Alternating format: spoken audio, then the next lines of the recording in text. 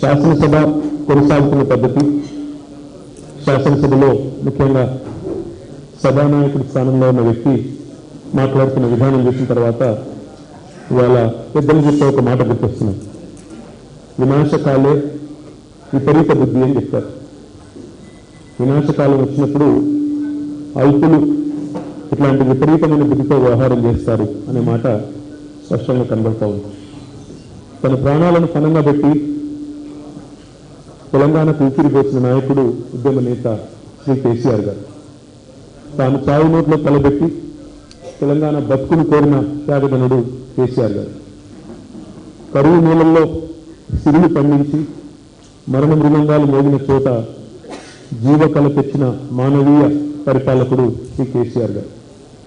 అవమానాలు సహించి తిట్లను శాతాలను భరించి ఆత్మగౌరవ పోరాటాన్ని గెలిపించి ఆకలి బాధలను మాయం చేసి తెలంగాణను అన్నపూర్ణగా భారతదేశంలో నిలిపిన మహానాయకుడు శ్రీ కేసీఆర్ గారు. ఇవాళ అట్లాంటి కేసీఆర్ గారి గురించి వినాశకాలే విపరీత బుద్ధి అన్నట్టుగా రెచ్చిపోయి వాగుతున్నాడు ఒక అహంకారి. అధికార మదంతో మిడిసిపడుతూ బలుపు మాటలతో విర్రవీగుతున్నాడు. పదే పదే సావును కోరుతూ ఒక రాబందు మాదిరిగా రైతు బంధు కేసీఆర్ గారి గురించి అనరాని మాటలు అంటున్నాడు రేవంత్ రెడ్డి. ఉరి తీయాలి అని మాట్లాడుతున్నాడు. కేసీఆర్ గారిని, హరీష్ రావు గారిని ఉరి తీయాలి అని మాట్లాడుతున్నాడు. ఆ మాటకొస్తే మరి కాంగ్రెస్ పార్టీని ఎన్నిసార్లు ఉరి తీయాలి? ఆ మాటకొస్తే కాంగ్రెస్ పార్టీని ఎన్ని రకాలుగా ప్రజలు శిక్షించాలి? దాని లోతుల్లోకి నేను ఈ నిమిషానికి పోను, కానీ బాధ అనిపిస్తున్నది. తెలంగాణ వాదుల గుండెలు ఇవాళ రగులుతున్న మాట వాస్తవం.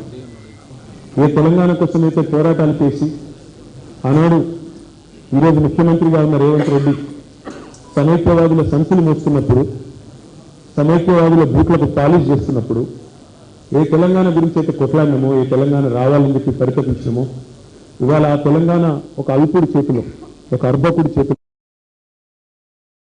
బాధ అనిపిస్తున్నది. ఆ తెలంగాణ ఒక అల్పుడి చేతిలో, ఒక అర్భకుడి చేతుల్లో రగిలిపోతున్నది. ఇది వాస్తవం.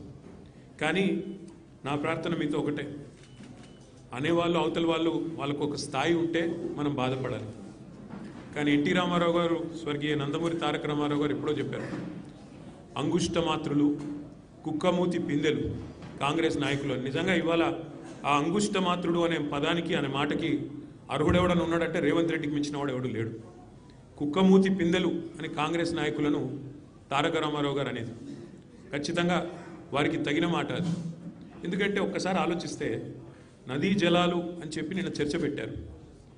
అసలు ఈ ముఖ్యమంత్రి గారికి బేసిన్లు తెలియదు, బేసిక్స్ అంతకంటే తెలియదు. దేవాదుల ఏ బేసిన్లో ఉంది అని అడిగే వ్యక్తి ఇరిగేషన్ మీద మాట్లాడుతూ అంటాడు.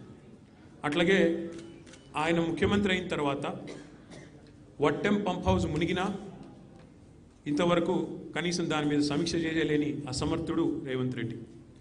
ఎస్ఎల్బీసీ టన్నలు తన అవినీతి వల్ల కుప్పగొలితే 8 మంది అందులో సజీవంగా జల సమాధి అయితే ఇంతవరకు వాళ్ళ శవాలను కూడా బయటికి తీయలేని ఒక అసమర్థ పరిపాలకుడు రేవంత్ రెడ్డి. సుంకిశాల రిటైనింగ్ వాళ్ళు పేక మేడలాగా కుప్పకూలితే ఏ సంస్థనైతే నిర్మాణం చేస్తోందో ఆ సంస్థను బ్లాక్ లిస్ట్ చేయాలి అని నీ డిపార్ట్మెంట్ స్వయంగా సిఫారసు చేసినా దాన్ని అమలు చేయలేని అర్భకుడు రేవంత్ రెడ్డి. అట్లాగే ఆయన పరిపాలన గురించి ఒక మాటలో కట్టే కొట్టే తెచ్చే అన్నట్టు చెప్పాలి అంటే ఏమున్నది పరిపాలన గొప్పతనం ఈ 2 ఏళ్లలో? పేల్చివేతలు, కూల్చివేతలు, ఎగవేతలు. మనం ఎన్నో చూసాము చరిత్రలో. కానీ ఇంత చెత్త ప్రభుత్వం, చెక్ డ్యాంలను పేల్చేసే చెత్త ప్రభుత్వం బహుశా భారతదేశంలో కాదు, ప్రపంచంలో ఎక్కడ ఉండదు. ఎవరైనా నిర్మాణాలు చేస్తారు, మీరు విధ్వంసం తప్ప మీకేమి తెలియదు.